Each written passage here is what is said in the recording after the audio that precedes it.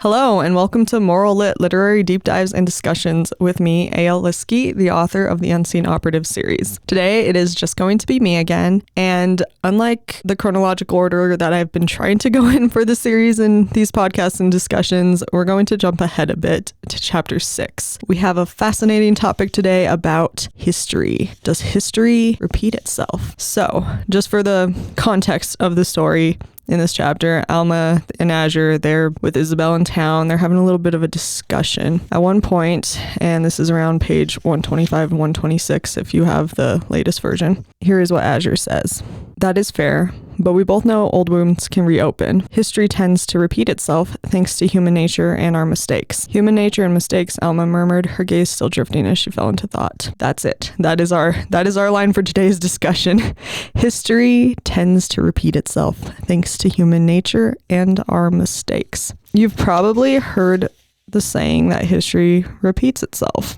But I want to kind of have a little bit of an argument here. I like what I wrote about Azure's point. It's thanks to human nature and our mistakes has a purpose in our discussion.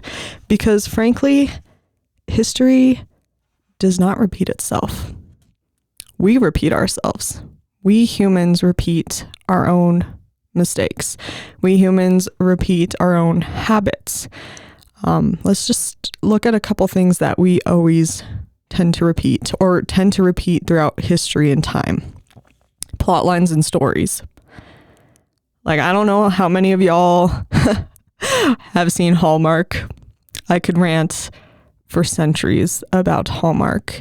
In fact, I could probably rant for centuries about a good majority of romance fiction because the storylines, especially Hallmark, are nearly always the same. You know what's going to happen. Yes, there's little variations, but the moment you catch on to that exact segment of variation, you know exactly how it's going to turn out. For example, we'll have lately in Hallmark, they've been on their independent woman thing.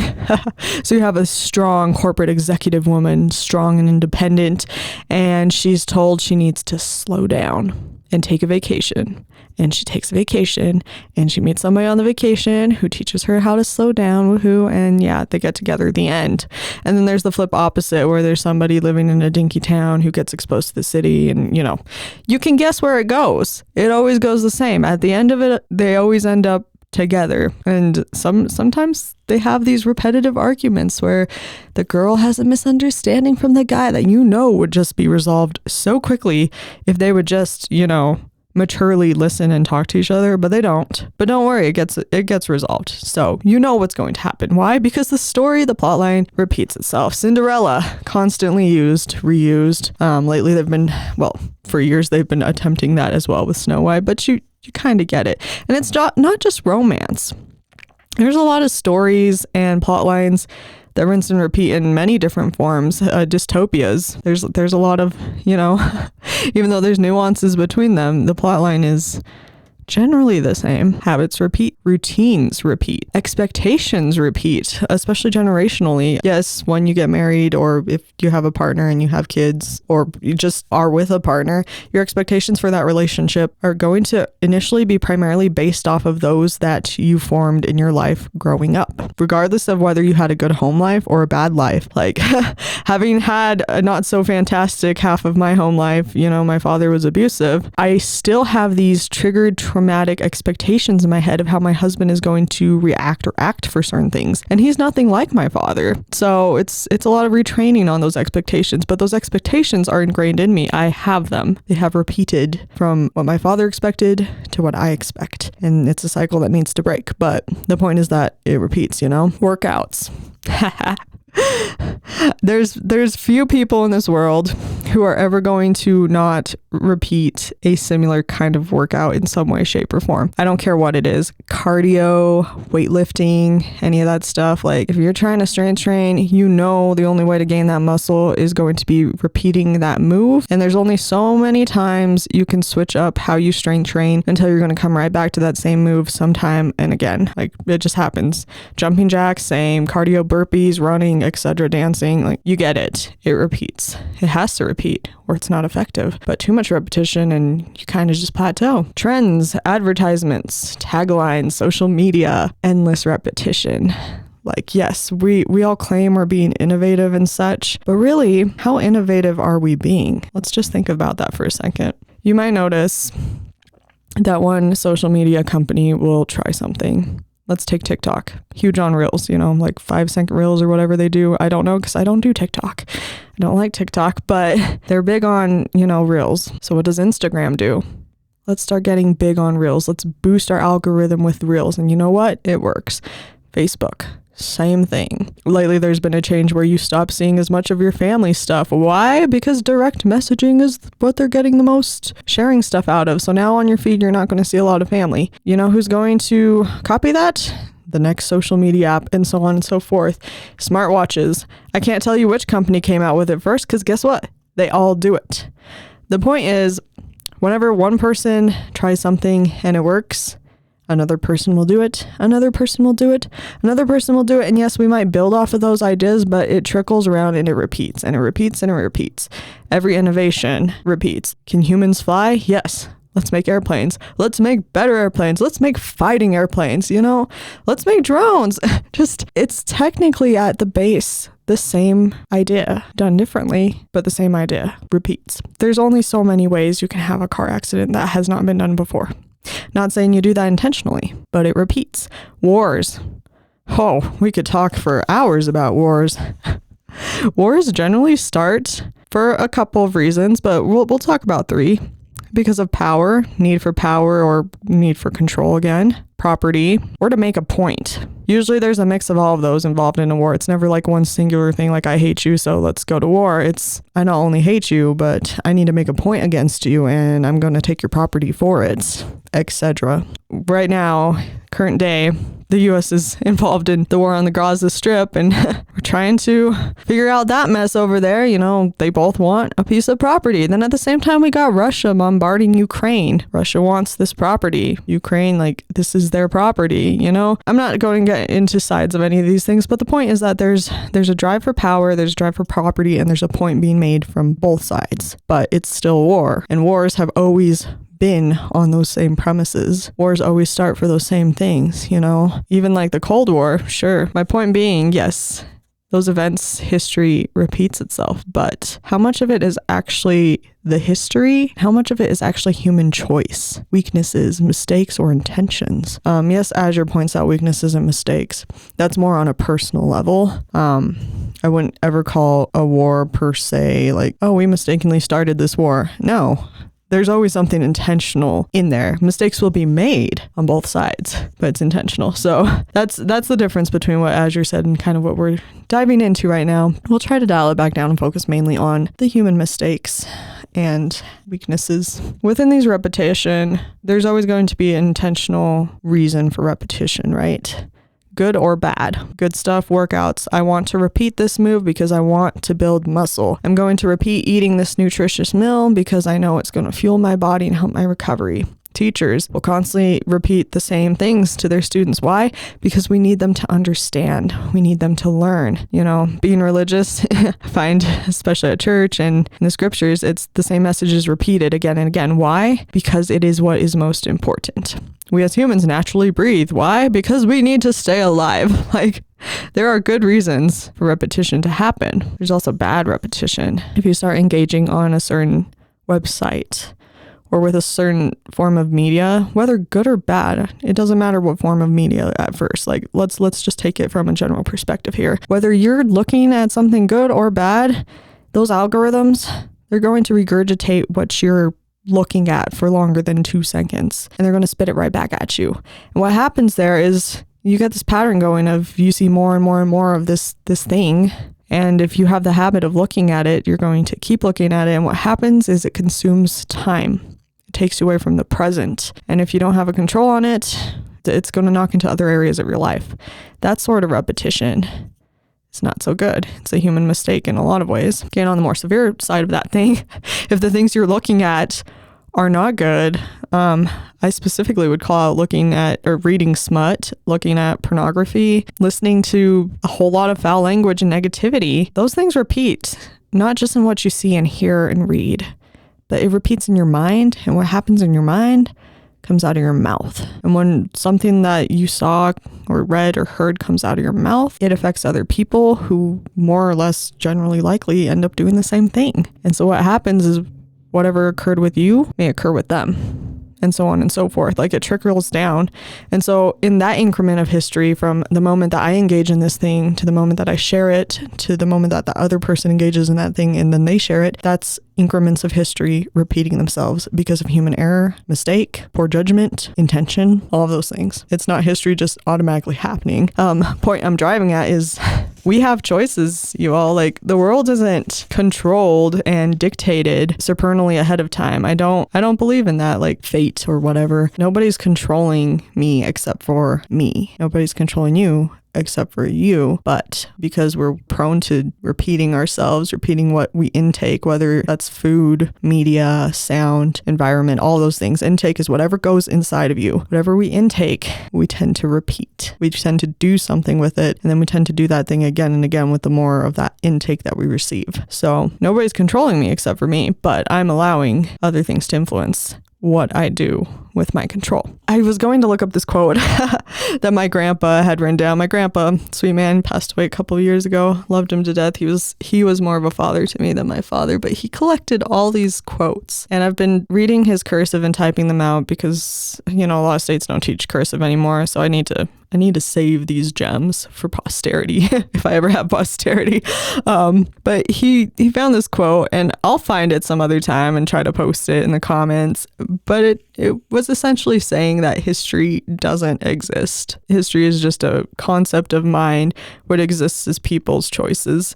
It was a lot more eloquent than that. It was beautiful. I'm sure somebody listening to this is probably like, yes, that was Socrates or Aristotle. It was one of those greats. Actually, I think it was an American, but still, you'll get the quote eventually. The point is that little choices repeating equates to large repetitions. What starts out small ends up big. A choice to lash out or to silence or to cancel others. None of that's new. Cancel culture is not new. How many people have been killed for the conviction of a belief or a political view? That isn't new. I mean, we just saw last month the assassination of Charlie Kirk. But let's go back in history because history repeats itself. Abraham Lincoln, how many we've had a couple presidents be assassinated. Joan of Arc. For all the Christians, we're immediately like, oh my goodness, the apostles and Jesus. There's a lot of legends that helped to bring the Bible into publication that were put to death. Point being, it's not new. That's still is a phenomenon today in countries where different religious sects are at war. I mean, political crimes happen in the U.S. constantly. Religious crimes happen in the U.S. constantly. There was a burning of one of the churches of the Church of Jesus Christ of Latter-day Saints in Michigan. That's not new. School shootings at a Catholic school, not new. So why is history repeating itself? Because we as humans make those choices. I'm not saying to let it repeat, but somebody makes a choice to do something that has been done before. In this case, it's something horrific. It's not great. But now let's flip to the other side. Because I'm an author, I wrote a fantastic book. I know my book is fantastic. It's a mystery. It's an adventure. It's got, little bits of comedy in it, little bits of romance. I guess a little bit of fantasy if you look at the dreams that way. But it's funny to me. I get on threads and there's a lot of authors that, they're putting themselves down and they're like, oh, my story isn't good enough. It's not great.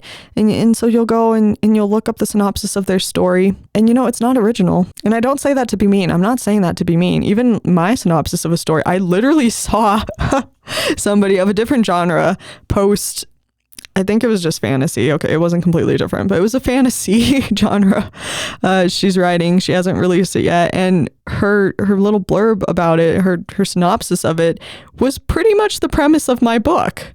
Minus, the deeper moral convictions and the mystery. But it was the same as my book.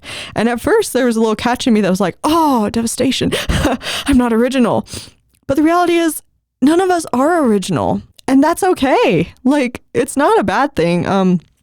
As far as my friends on threads that were upset because they weren't doing so good, I offered them encouragement because being an author is hard and putting a lot of your thoughts and your soul down on paper is not easy. That being said, I don't think all authors are great. I don't. Some authors literally just write nothing but worthless junk. It's the only thing I can say it has. If you're writing just for the sake of describing a sexual affair, that is junk. There is no purpose in that. There's no message in that. There's no meaning in that. It is a literal waste of your time and your talents. That is my opinion. It does not help anybody in any way, shape, or form. It does destroy people though, and relationships and ideas and concepts of love. Like, it is destructive. That is its own can of tuna that I'm not going to open up right now. But the point being, we as authors, we're not original. I hope that doesn't crush anybody's soul. The fact is, we're all special, and when everyone's special, nobody's special. All these stories, like I described before, Cinderella, Hallmark plot lines, mysteries, they're not original. They have twists to them, yes, but the basic premise of them, there's something to be resolved, and it gets resolved. It's always the same. It doesn't matter whose perspective you take it from. It doesn't matter if you do it for multiple or if you do it a fancy way. There are some pretty fancy ways that let's take Agatha Christie, queen of mystery. She spins mysteries around in so many different ways, and some of them I like and some of them I don't like, but she's a queen at it. Still, the mystery, even though the happenstance of it in the story is more original than, say, romance books would be, at least the ones I've come across. I can be wrong about this. Somebody please debate me in the comments. I would love that. But, mystery is more original in a lot of aspects than romance books are, but still, it's not original, For all the Christians out there, if you've ever read Ecclesiastes, chapters 1 and 2, first Ecclesiastes, I believe there's 2 in there. But if you've ever read it, there's a verse that says that there's nothing under the sun that has not been done, because that's true. There's nothing under the sun that has not been done.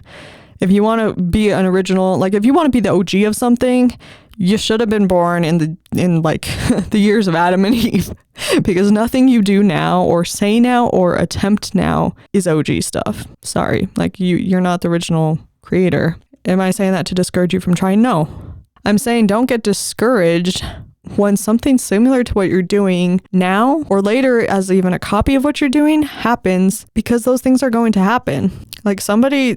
I'll find other folks that work on the dream premise for mystery like I do. And yeah, I could be like, dang, why are they more successful than I am? I came up with this concept first, or I did it more brilliantly. Maybe I write better than them. Maybe they write better than me. Maybe it's the flip opposite, Maybe I do better than them, but they have the same premise. Doesn't matter. The point is, it's not original to either of us. They didn't just, we assume everybody just copies one another, but that's not it. We, as humans, we have finite minds. We work with concepts around us, and what concepts are around us, the same concepts as are around everybody else. Within, yes, there's cultural nuances, but even so, within those cultures and the countries, around all of those individuals, those thousands to billions to trillions of individuals are surrounded by the same subject matter. They're the same societal issues, the same educations, the basic educations, not like the in-deep becoming a lawyer type, but we're subject to the same information for the most part. There's only so much in that finite, limited capacity of knowledge and availability around us that we can come up with on our own that isn't going to be the same thing that someone else comes up with on their own. So why do we do it then? Why do we create things? Why do we keep going about if it's just, us repeating ourselves? Our mistakes repeating, our choices repeating. Why bother ending a war if it's just going to happen again? Why bother repenting if I'm just going to mess up again? Why do we do things when nobody's special and when nobody's original? Because there's something driving us behind it. We're not just objects here acting and being acted on. There is an outcome to all these things that we do, and it's the outcome that matters. Is there repetition in the outcome? Yes. And that's why it matters. When we make a mistake, how we handle that mistake, how we choose to handle that mistake, if it's a repetition of the mistake intentionally, the outcome is not going to be fantastic. But if we make a mistake and we handle it in a wonderful way, the outcome is growth. It's learning. It's becoming better. Sometimes it's even happiness. And if we make another mistake again and we treat it that same way, if we repeat history, if we repeat that good choice we made to do better, to be better, to grow, I'm not saying right away, maybe it takes you a little bit, but eventually if you come back to that same choice to do better, there's this beautiful change, and it brings happiness, and it brings peace, and it brings joy. And that's why we do it. This is why we repeat history. This is why we end wars. Because we as a human population want to be happy. We want peace. We want prosperity, yes, but besides prosperity, like throw riches and worldly stuff aside, we just want to be happy. We want to feel happy. We want to feel like we belong. We want to feel like we have a place of joy and peace. And we want that not just for us. Once we have that for us, we'll never be satisfied unless others around us have it too. Like, I can be having the happiest day of my life, I swear. But if my husband is down, it brings me down. Now, it's not his job to be happy, so I can be happy, woohoo, all that. But the point being, I want him to be happy too. You know, how many of us, like when we're little, we get something like a gift or we experience something and we get to school and we are so excited to share with our friend because we want them to be happy too. Or they might be excited to share something with us, and we could go into how we respond to that, but that's its own topic for another podcast. The point being, we want happiness and peace. Being human, a lot of us go about it the wrong way because we have weakness and we make mistakes. Like I said, we're surrounded by finite material to work with. A lot of us, yes, we have the same clinical material and, basic education and what to do and what to know and all that stuff. But sometimes in our situational circumstance, it falls short and we don't know within what is to be known about us how to properly be happy. Example from my book, Isabel. I talk about Isabel and Azure a lot. They really are the big parallels for the first book. I promise there'll be more characters that are more complex in the second book. I have 7 of them already that I'm working on. Isabel is super relatable in this sense. She wants to be happy.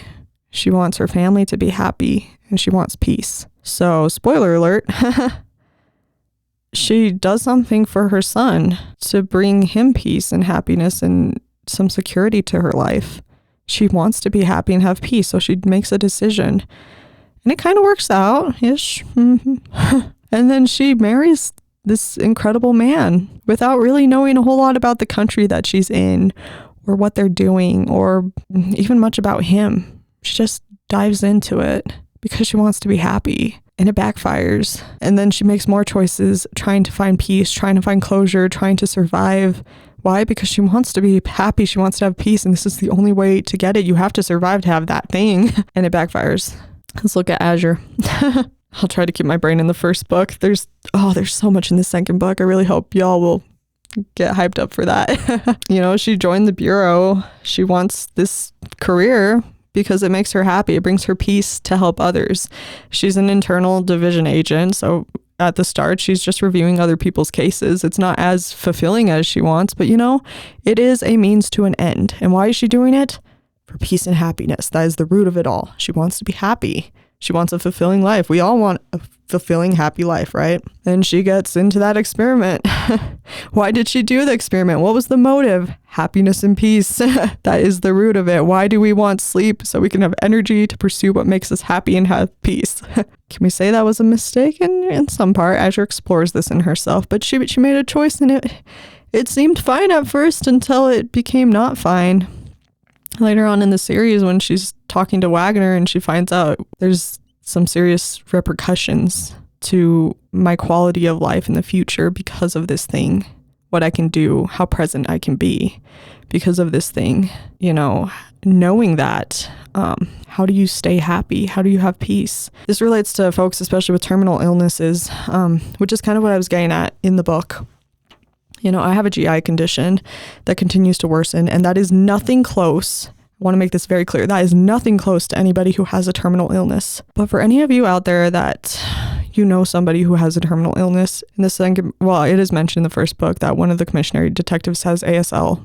There's one of them, forms of muscular dystrophy, fibromyalgia, MS. There are so many health disparities, all the forms of cancer, especially the ones that just are unresolvable. So not skin cancer, y'all, for the most part, that can get resolved unless you're not taking care of yourself. But how do you find that happiness and peace when this thing, which sometimes it came by a choice, like some forms of cancer come because you chose to smoke a lot or drink a lot or eat things or do drugs that you shouldn't have done. I'm looking at those cases more than the ones that were You didn't make a choice to have this illness or this debilitating disease. But how do you be happy with that? History repeats. You made a bad choice, the consequence comes. Will you make a bad choice and let another consequence come? Or is there a way to repeat a better history? Is there someone out there who in your circumstance has found happiness and peace? Can you repeat their history in your life? I often get reminded by that when I'm having these days where my family will be traveling or out doing something. My mom will send me these wonderful pictures and they're fantastic. And her pictures don't make me feel bad. It's my thoughts that make me feel bad. That why can't I be there? Why can't I stay at church as long as other folks do because they don't have gut issues like I do? Why am I isolated sometimes because of this health condition that I have or choices that I make sometimes? Sometimes it's as simple as that, but brings you down. And then sometimes God or sometimes my own writing or my own typing when I'm working on stories, it'll bring back to me that nothing that I am experiencing is new to me. There's other people out there. There have been other people out there for millennia who have experienced conditions like this. As alone and as unique as our circumstances might feel to us, they are not. There is someone and there has to be someone out there who has lived through this experience and found happiness and joy and happiness and peace. If I could learn their history, how they dealt with it, can I repeat that history can I make that choice and make that history in my own life? Can I change the error and the mistakes and instead make history something intentional and beautiful? Yeah, we don't all have the same basis of knowledge, even though it's available for all of us to find. So poor habits, bad history repeats itself largely out of pure ignorance or ego. That's really the two things that it is, ego or ignorance. People who make mistakes and have history repeat themselves out of ignorance, there's a lot more mercy and grace that we can give those individuals because they didn't know any better. The law tries very hard to address that properly. Sometimes it isn't properly addressed in this life, but individually, we tend to give more grace to people who do things without knowing any better, especially children. How many little kids, if your kid touches a stove and burns their hands and they've never touched a stove and they don't know it's hot, they're 2 or something. I don't know how they got up there, but either way, you're not going to yell at them and punish them endlessly for days for touching the stove. They've had consequence enough. They did it without knowing. Ouch, it hurt. They know that. They're learning that. We give them so much grace. It's very different from if I'm an adult and I know that stove is hot and I want to harm myself and I put my hand on that stove. That person is still going to be treated with grace. The injury is going to be far worse. That's the reality of it. And they knew better than to touch that stove and they wanted to do it. People who smoke because they don't know what smoking does versus people who choose to do it because, I don't care what it does. It doesn't apply to me. It's a different situation across the board. People back in criminology, we have to stay on a little bit of criminology. Otherwise, this isn't really a mystery podcast, is it? But police cases, sometimes there will be an unintentional homicide. Sometimes a gun went off. There was a mistake. Something happened. That person did not intend to kill somebody. Maybe they didn't mean to hit somebody and they did, and that person died. And that driver wasn't drunk, wasn't speeding, wasn't anything, but somebody died. That is treated a lot more mercifully than somebody who intentionally chose to drink and get behind a wheel and ended up killing somebody, or somebody that intentionally goes into a school and shoots somebody or somebody's. Very, very different. Still, all those circumstances are not new. History repeats because we as humans repeat. The test about history, how do we skip history from repeating poorly? I've touched on this a bit, we have to be that change, make the better history for ourselves. But that test, it begins on an individual level. You be the moral change in the small things, and it will affect the large things. Nobody can expect themselves to stop a war, unless they have stopped wars within themselves. There's a really beautiful book called The Anatomy of Peace. It was published by the Harbinger Society. It's based off of a real story, an institution that these two former enemies from the Middle East formed together to help others. It took me a while to get into it, but I read it, and the biggest takeaway was when we're at war with ourselves, we are at war with others. A lot of the biggest issues that we have on relationship scales come because we can't resolve our internal issues with ourselves. Scapegoating happens all the time because really, we just don't know how to handle the negative emotions within us. That is our weakness. We have a weakness and we lash out, and that is the mistake. And it repeats again and again every time that we do it. So how do we skip that from happening? We have to have the moral change within ourselves. We have to learn how to end the war within ourselves, to be peaceful within ourselves, find that happiness and that peace within ourselves. That's the challenge. You be the moral change. You be the one to find and spread what true happiness is. You be especially the one to spread where to find it, how to receive it, and above all, do it for the right reason, because none of it's going to bring you or any other's peace if you do it for the wrong reason. We could all go out there and be influencers for a good moral cause, for St. Jude's, for this other nonprofit, for this tragedy that happened. Like, let me be a well-known philanthropist. But if you're only doing it for the publicity, to be monetized, just to make money in general, or have some sort of fame, or have your face somewhere, or to have some sort of credential earned from it, that's not going to bring real peace or happiness to you, and it's going to have a very blunted effect on others. There's only so far goodness can go when it's done for the wrong reason. Find that peace within yourself, the right way, for the right reason. Have that truth, spread it, help others understand and know where it comes so that this ignorance and this hardship can end. Do it for the right reason, and it is a grand thing. That's true peace. That's true happiness. That's true joy. So my message in the Lattice Scheme is kind of really what comes down to all this. Exploring choices, the human condition, phenomena that we act and react to. Why? Because our choices matter. The ideas we perpetuate and the dreams we entertain matter. History repeats and we control it. It matters. We matter because it affects not only us, it affects others on a daily scale, on a momentary scale, on a grand scale. All of this matters. So what part of human history, or rather human choices, are you going to pick up and repeat today? Why? Do you really want to receive those consequences? Do you think about those consequences? Are you grateful for the good ones that happen? Those are the thoughts that I want to leave you with. Just in closing, I know this is like a grand scale thing, and for some folks that become easily overwhelmed because being human, we have a weakness that we hyperanalyze ourselves. You might be like, oh crap.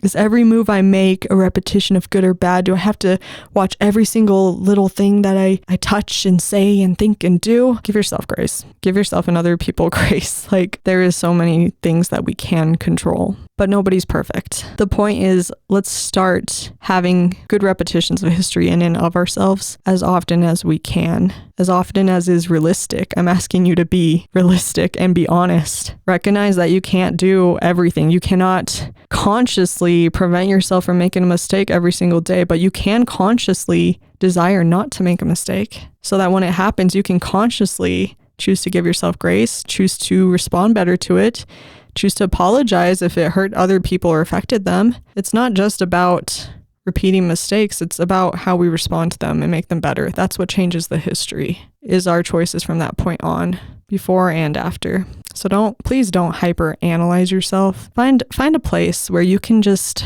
be alone and reflect. I'm asking you to reflect, not hyper analyze. Reflect sincerely and honestly on yourself, on those around you. And if you can do that in a peaceful moment, you're going to find some truth in you. That, yeah, maybe there are some things, some bad history repetitions in your life that you can counter. Pick one. Just work on one at a time. Do your best with it. Not just for a day. Do it for a couple weeks. Do it for a month. Do it for a year, and move on when you can honestly sit there in that quiet space and admit that you are ready, that you can handle it. Seek resources around you. Heck, history repeats itself largely in part because we don't like to ask for help. The most of us are so willing to help one another. We just need to ask. Be curious enough to find out who around you truly cares to help you ask. And if you find out they don't fly into despair. There's somebody somewhere around you who wants to help. We have so much resources. Curiously find out where they are. Seek them, and you will find. What we look for, we find. I mean, that is a thing that repeats throughout history constantly. What we look for, we find. What we don't look for, not going to happen. Definitely lots of food for thought, lots of reflection for myself as well. And I really do hope to get some feedback on this. Again, for all you romance readers out there, go ahead and crush me in the comments. I need to have more perspectives to grow and to learn from myself as well.